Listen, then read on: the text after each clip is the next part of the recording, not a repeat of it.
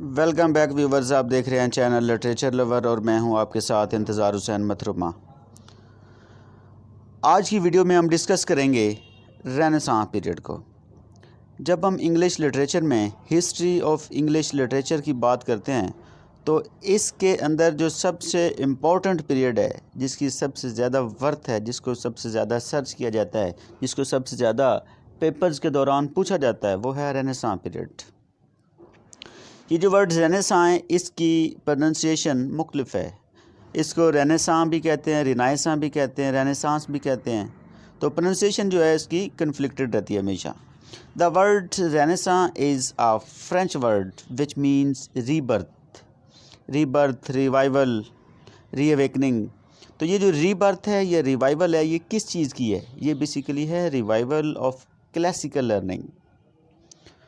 तो इसके अंदर जो लर्निंग है, जो क्लासिकल लर्निंग थी, उसकी रिवाइवल हुई।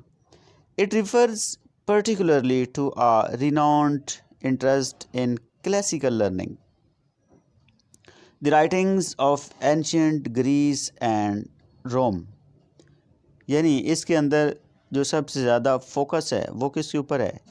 क्लासिकल लर्निंग के ऊपर। और ये जो क्लासिकल लर्निंग है, ये राइटिंग कौन सी थी? ग्रीस की और रोम की। यानी एंशियंट ग्रीस एंड रोम की जो राइटिंग्स है उनके ऊपर पर्टिकुलरली फोकस है और उसको रिवाइव किया जा रहा है, उसका रिवाइवल हो रहा है, उसकी रीबर्थ हो रही है।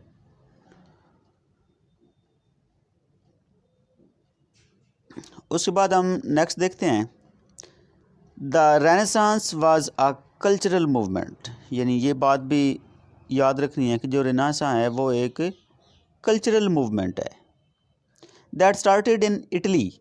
इम्पोर्टेंट क्वेश्चन कि इटली में स्टार्ट हुई and spread all over Europe. यानी रेनेसां एक कल्चरल मूवमेंट थी जो कि इटली से स्टार्ट हुई और पूरे यूरोप के अंदर फैल गई, पूरे यूरोप के अंदर इसका असर गया। It is considered to be the division between middle ages and the modern era. यानी इसको एक डिवीजन कंसिडर किया जाता है किसके दौरान? यानी मिडल एजेस और मॉडर्न इरा। मिडल एजेस और मॉडर्न इरा के दरमियान ये एक डिवीजन थी, renaissance. Renaissance, the thinkers of this period also called humanist. और इस वर्ड के ऊपर बहुत ज़्यादा फोकस है। जब हम रेनेसां की बात करते हैं तो इसको हम क्या कहते हैं कि इसके अंदर ह्यूमनिज़म के ऊपर फोकस था। इसके जो थिंकर्स थे, जो फ़िलासफ़र्स थे, जो राइटर्स थे, वो सारे के सारे ह्यूमनिस्ट थे। ह्यूमनिस्ट का क्या मतलब है कि उन सब का फोकस ह्यूमनिज़म पे था।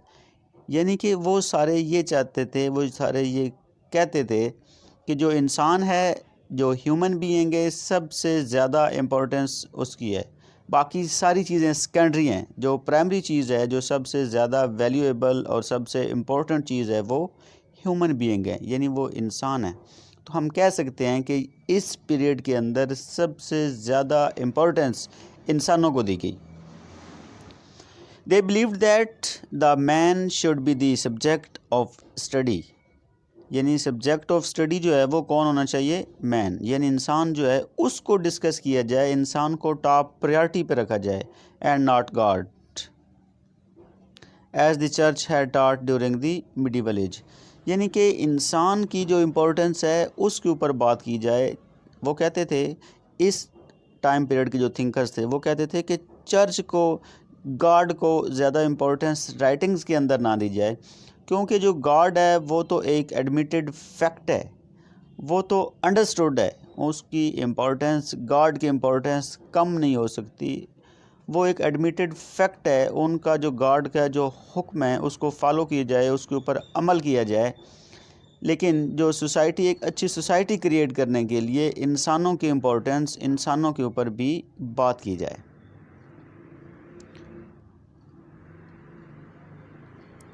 उसके बाद नेक्स्ट हमारे पास है प्रिंटिंग प्रेस।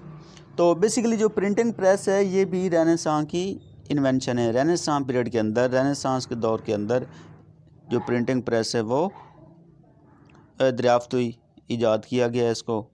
यानी जो गटनबर्ग था, इसका क्रेडिट, प्रिंटिंग प्रेस की जो इन्वेंशन है इसका क्रेडिट गटनबर्ग को जाता है।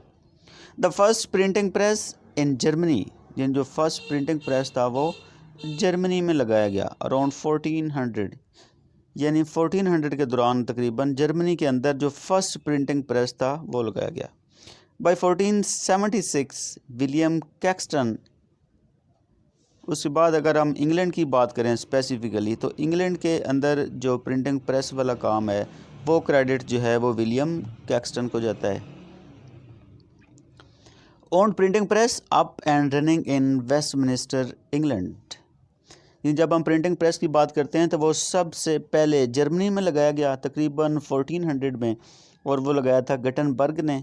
और अगर हम इंग्लैंड की बात करें तो इंग्लैंड के अंदर 1476 में विलियम कैक्सटन ने प्रिंटिंग प्रेस स्टार्ट किया। इससे पहले जो बुक्स थी वो हैंडमेड होती थी, हैंड रिटन होती थी, और उनकी इम्पोर्टेंस, उनको इतना ज़्यादा हाई लेवल पे नहीं लिखा जा सकता था। लेकिन जब प्रिंटिंग प्रेस आ गया तो एक एक बुक की, एक एक पीस की आगे हज़ारों कापियाँ जो हैं वो होना शुरू हो गई, और वो जो कापी हैं वो आगे मुख्तलिफ़ लोगों के पास जाना स्टार्ट हो गई। प्रिंटिंग प्रेस से पहले ये काम जो है वो पॉसिबल नहीं था। ये हमारे पास प्रिंटिंग प्रेस की एक मिसाल है, एक पिक्चर दिखाई गई है। ये जो फर्स्ट प्रिंटिंग प्रेस थे उस टाइम पीरियड में वो इस तरह के थे। ये आप तस्वीर देख रहे हैं, ये इस किस्म का प्रिंटिंग प्रेस था हमारे पास। तो उसके बाद द प्रिंटिंग प्रेस की जब हम बात करते हैं, William Caxton was the person who introduce printing in England. इसके ऊपर हम बात कर चुके हैं कि विलियम कैक्सटन ने इंग्लैंड के अंदर इंट्रोड्यूस कराया प्रिंटिंग प्रेस को। Before that the books were written out in longhand what meant a very slow job. Definitely इसके ऊपर भी हम पहले बात कर चुके हैं कि प्रिंटिंग प्रेस से पहले जो बुक्स थी वो हैंड रिटन थी। तो हैंड रिटन बुक्स जो थी वो एक बड़ा स्लो प्रोसीजर था, यानी जब भी कोई शख्स, कोई बंदा बुक लिखता है तो वो कितनी स्पीड से लिख सकता है। वो अगर आप किसी के साथ हेल्प भी लेता है तो 2 4 5 7 8 10 बंदों को साथ बिठा लेगा, लेकिन फिर भी वो इतनी स्पीड के साथ काम नहीं कर सकते जितनी स्पीड के साथ प्रेस ने करना था। तो प्रेस जो है उसने तो घंटों में कई कापियाँ तैयार कर देनी थी, लेकिन जो हैंड रिटन थी वहाँ पे ये पॉसिबल नहीं था, ये बहुत स्लो प्रोसीजर था।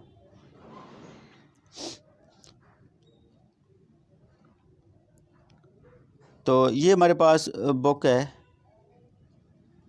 The history of try. इसको जनाब प्रिंट किया गया था 1473 में। ये जो अर्ली बुक्स पब्लिश हुई थी उनमें ये टॉप पे है।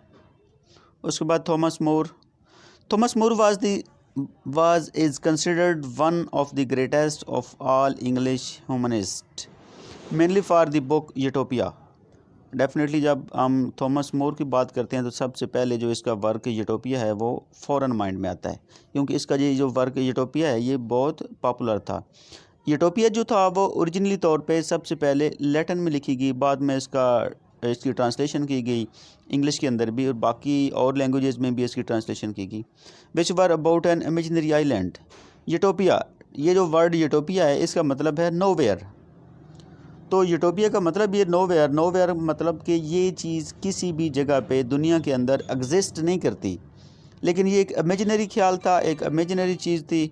तो इस वजह से इमेजिनरी तौर पे इसको शो किया जाता है, बताया जाता है। और उसने एक इमेजिनरी लैंड के बारे में रोशनी डाली, एक इमेजिनरी लैंड को बयान किया कि एक ऐसी जो है वो लैंड हो सकती है। Which were about an imaginary land where everything is perfect. तो डेफिनेटली एक इमेजिनरी चीज़ है, तो जब भी कोई बंदा, कोई शख्स इमेजिन करता है तो वो उसमें परफेक्ट चीज़ों को बयान करता है कि वहाँ पे जो चीज़ें हैं वो आइडियल होंगी, वहाँ पे रियलिज़म नहीं होता, वहाँ पे आइडियलिज़म होगा। तो सारी हर चीज़ जो है वो परफेक्ट होगी, कोई ड्रॉबैक नहीं होगा, बस क्वालिटीज़ ही क्वालिटीज़ होगी, चीज़ें आइडियल होंगी, परफेक्शन होगी। तो ये यूटोपिया के अंदर सबसे ज़्यादा इसके ऊपर बात की गई थी। उसके बाद utopia means nowhere in Greek, इस पे बात हो चुकी है। Thomas new clearly that such an island could never exist. कहते हैं कि उसको भी एग्जैक्टली पता था कि ऐसी चीज़ जो है वो कोई दुनिया में मौजूद नहीं है, लेकिन इसके बावजूद उसने उसकी डिपिक्शन की, यानी उसको पता था कि इस किस्म की आइलैंड जो है वो एग्जिस्ट नहीं करती। This dream of a place where happiness reigns and sorrow is banished is the most. यानी वो ये कहता था कि एक ऐसी प्लेस, एक ऐसी जगह जहाँ पे हैप्पीनेस ही हैप्पीनेस हो, जहाँ पे जो खुशियाँ हैं वो राज करें, वहाँ पे जो गम हैं, जो अफसोस हैं वो मौजूद ही ना हो, उनको टोटल बैन कर दिया जाए, वो वहाँ से ख़त्म कर दिया जाए। Banished is the most persistent of human fantasies and became a recurrent theme in many other British literature works.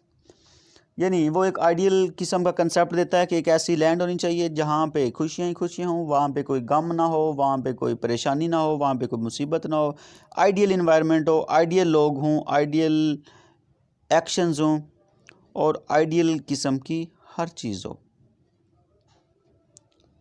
तो ये थॉमस मोर की आप तस्वीर देख रहे हैं, पिक देख रहे हैं, ये देखें कितना एक मैजेस्टिक किस्म का और ग्रेसफुल पर्सन था।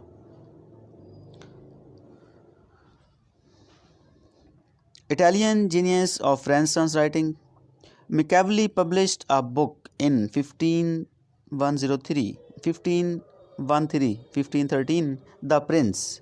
तो ये जो मैकियावेली की बुक है दी प्रिंस, बहुत ही पॉपुलर बुक है लिटरेचर में, जैसे कि यूटोपिया है। Theorized about how a perfect ruler would govern.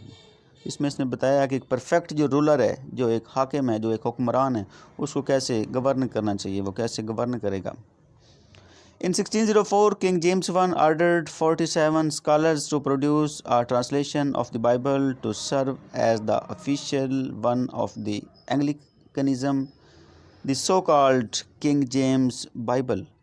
इन जो किंग जेम्स था उसने आर्डर दिया, एक ग्रुप बनाया लोगों का जो कि 47 स्कॉलर्स थे, उनको आर्डर दिया कि आप क्या करें, बाइबल को ट्रांसलेट करें, ट्रांसलेट करके उसको आगे जो है वो ऑफिशियल स्टेटस दिया जाए एंग्लिकनिज़म में, यानी एंग्लिकन चर्च में बाइबल को एक ऑफिशियल स्टेटस हो। और ये जो ट्रांसलेशन थी इसको किंग जेम्स बाइबल का नाम दिया गया। तो किंग जेम्स की जब हम बात करते हैं तो उसका ये जो क्रेडिट है ये सारा उसको जाता है।